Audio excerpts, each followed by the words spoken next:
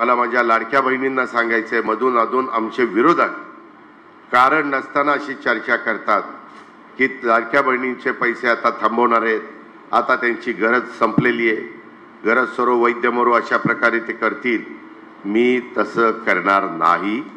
राष्ट्रवादी काँग्रेस पक्षाची ती भूमिका नाही, महायुतीच्या सरकारची ती भूमिका नाही, मुख्यमंत्र्यांची देवेंद्रजींची किंवा एकनाथरावांची ती भूमिका नाही. हा आम्ही तुम्हाला दिलेली भाऊबीज आहे, आम्ही तुम्हाला दिलेली रक्षाबंधनाची त्या ठिकाणी भेट आहे आणि त्याच्यामुळं ही तुम्हाला माझ्या लाडक्या बहिणींना चालूच राहणार आहे. फक्त ज्या माझ्या लाडक्या बहिणींचं उत्पन्न 2.5 लाखाच्या आतमध्ये आहे अशांच्या करता ती योजना आहे. आणि तुम्हाला एक योजनेचा लाभ घेत असेल तर दुसऱ्या योजनेचा लाभ घेता येणार नाही. जर कोण संजय गांधी निराधारचा लाभ घेत असेल तर त्यांनी ठरवावं की मी संजय गांधी निराधारचा लाभ घ्यायचा का मी लाडक्या बहिणीचा लाभ घ्यायचा. तो सर्वस्वी अधिकार हा आमच्या लाडक्या बहिणींना आम्ही दिलेला आहे.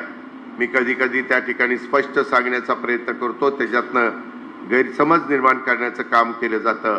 शेवटी हा जनतेचा पैसा आहे, हा व्यवस्थितपणे त्याचा विनियोग झाला पाहिजे आणि आपण चांगल्या दृष्टीनं योजना आणतो, चांगला आपली कल्पना असते, चांगलं आपलं विजन असतं, पण त्याच्यातून काही विकृती, काही चुकीच्या काम करणाऱ्या प्रवृत्ती हे त्याला गालबोट लावण्याचा प्रयत्न करतात आणि ते माझ्या लोकांच्या समोर सांगण्याचा प्रयत्न मी चांगल्या भावनेने करत असताना त्याला वेगळं वळण देण्याचा प्रयत्न काही महाभाग करत असतात, असा मला अनुभव आलेला आहे.